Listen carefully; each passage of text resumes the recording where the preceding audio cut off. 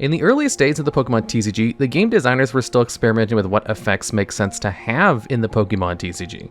Some of the game's earliest cards are also some of the weirdest. So today, we're going to look at some of the weirdest cards in the TCG's first 6 sets, also known as the first generation. Starting off at number 10, we have Porygon. For 1 colorless energy, conversion 1 lets you change a defending Pokemon's weakness to whatever type you choose, except colorless. Then for 2 energy, conversion 2 lets you change Porygon's resistance to whatever type you want. Notably, this effect lasts until Porygon leaves the active spot. Both conversion attacks are extremely unique effects that very few Pokemon have ever been printed with. Changing your opponent's weakness to take twice the amount of damage from your other Pokemon's attacks is an interesting effect, but one which has little practical application. Decks at the time didn't really need to change opposing Pokemon's weaknesses. If a player wanted the ability to attack for super effective damage, they could simply play different types of Pokemon together, such as Magmar and Electabuzz. Even if you wanted to make Electabuzz's Thunder Punch hit something for twice as much damage in a single attack, you were almost always better off using Thunder Punch twice rather than using Conversion 1 and then retreating into your attacker.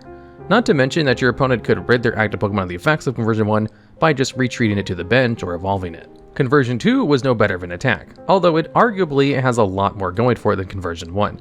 Conversion 2, letting you change Porygon's resistance to whatever type you wanted, could give it fantastic defensive utility, since resistance subtracted all damage dealt from Pokemon of the selected type by 30, and that many aggressive Pokemon like the aforementioned Electabuzz couldn't deal more than 30 damage per attack.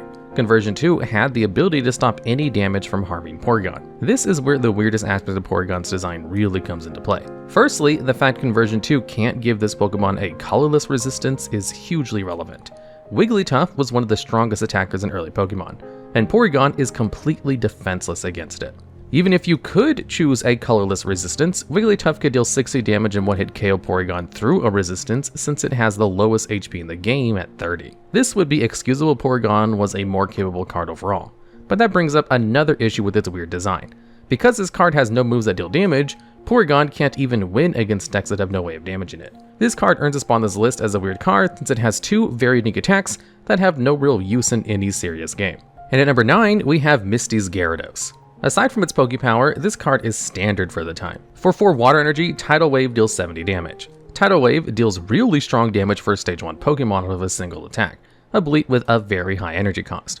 Tidal Wave's strength is balanced out by one of the most unique drawback abilities in the game. Because of its Rebellion Pokepower, you have to flip 2 coins when Gyarados attacks. If both of them are tails, the attack does nothing, and you instead shuffle Gyarados and all cards attached to it back into your deck. Usually, downside abilities restrict the Pokemon from making certain actions. Team Magma's Groudon, for example, can't attack unless you have 3 or more Team Magma Pokemon in play. Gyarados' Rebellion ability is also unique in the sense that you can't really play around its downside. Since Rebellion's coin flip effect is tied to the card attacking, Gyarados feels worse to use than any other Pokemon with downsides, since it can set you back multiple turns by shuffling away your best attacker, just because you wanted to use the card.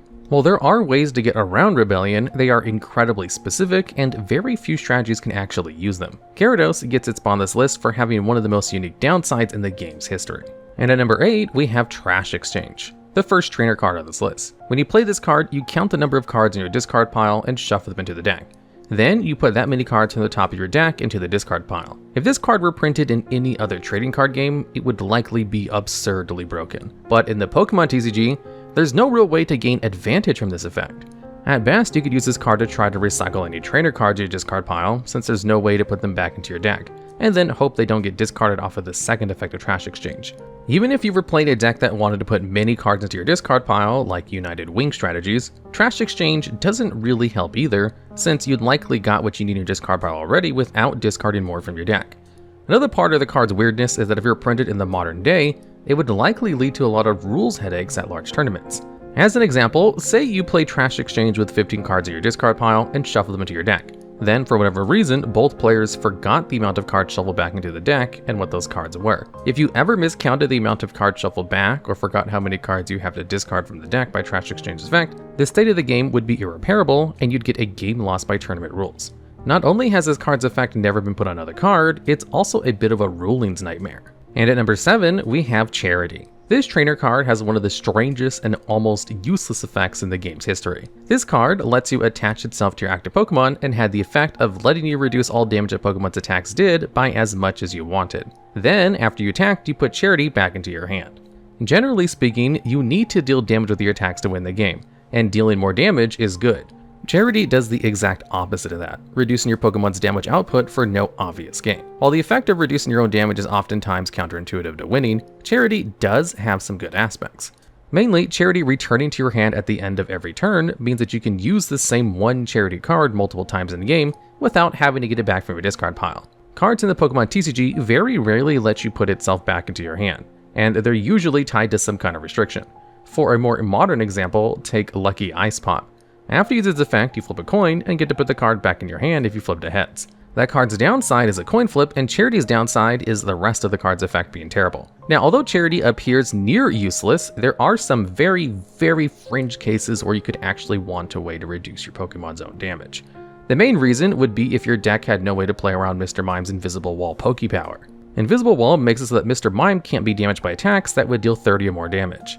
If for whatever reason your deck can't deal less than 30 damage per attack, and you don't want to play the generally superior Goop Gas attack, which shuts off all Pokepowers until your next turn, then Charity fills that niche. It can't be understated how small this niche is, but Charity's very weird effect does technically have a reason to be used. And at number 6, we have Brock's Ninetales. The weird part about this card is that really long written Shapeshift Pokepower. Once per turn, Shapeshift lets you attach any evolution card to itself. While that card was attached to Ninetales, it was treated as the evolution card, letting it use its attacks and giving Ninetales its HP, weakness, resistance, and retreat cost. However, Ninetales couldn't use any of the attached Pokemon's Pokepowers. Also, if Ninetales was ever affected by a status condition, the evolution card was discarded. Shapeshift is one of the most versatile abilities in the TCG's history, letting you put any evolution Pokemon from your hand into play. This card was a cornerstone of one of the TCG's most unique decks. Shapeshift actually had great synergy with the previously mentioned Misty's Gyarados. Since Shapeshift stopped you from using the Pokepowers of the attached evolution Pokemon, you didn't have to flip coins in Rebellion and could use Tidal Wave with no downside. Brock's Ninetales also helped circumvent an issue many decks had using high energy cost attackers at the time: Super Energy Removal. This card was played in almost every deck during the early days of the Pokemon TCG, and had the effect of discarding one energy card from one of your Pokemon and 2 energy cards from one of your opponent's Pokemon. If you were trying to set up a strong attacker like Misty's Gyarados, Super Energy Removal could easily set you back 2 whole turns, since you could only attach 1 energy card per turn. Enter Brock's Protection. This trainer card lets you attach itself to a Pokemon with Brock in its name, and prevents all effects of attacks and trainer cards that would discard energy from it. Since Brock's Ninetales is a Brock's Pokemon, you could attach Brock's Protection to it before attaching Evolution with its Shapeshift. This meant that any Evolution Pokemon you attach onto Ninetales with Shapeshift would be impossible to disrupt outside of KOing it. This unique combination of attributes made Brock's Ninetale decks a really solid strategy at the time. Ninetales is arguably the best Pokemon card on this list, and that's all thanks to its weird effects. And at number 5, we have Lieutenant Surge's Treaty. This trainer card lets your opponent choose between both players taking 1 prize card or you drawing 1 card. The first option is what lands this card on this list. There are very few cards in the TCG's history that have an effect that lets you take a prize card. In fact, there's only ever been one other trainer card that's had an effect with that line of text, the card being Missing Clover, which requires you to play 4 copies of it at the same time in order to take 1 prize card. Obviously, Lieutenant Surge's Treaty is balanced out by not only your opponent picking which option you get, but also by both players taking a prize card off the first effect. Now, in a majority of cases, your opponent is going to pick the option that is worse for you, a big issue with playing cards which give your opponent a choice in your deck. However, there is a legitimate incentive to your opponent letting both players take a prize card, as it gets your opponent closer to winning the game while they get to draw an extra card. But it also lets you get closer to winning the game as well. Lieutenant Surge's Treaty is an interesting mind game. Either your opponent agrees to a game ending sooner by having each player take a prize card, or you just get to draw a brand new card from your deck. While it's not a very good card, Lieutenant Surge's Treaty is also one of the very few trainer cards in Pokemon TCG that can let you and your opponent take a prize card. And at number 4, we have Blaine's Quiz number 1, a card that makes your opponent play a minigame. This card's effect has you put a Pokemon from your hand face down the table and tell your opponent its name. Then your opponent has to guess that Pokemon's length. If they get the length wrong, you get to draw 2 cards. But if your opponent guesses correctly, they get to draw 2 cards. For reference, a Pokemon's length is part of a card text that normally has no effect on the gameplay.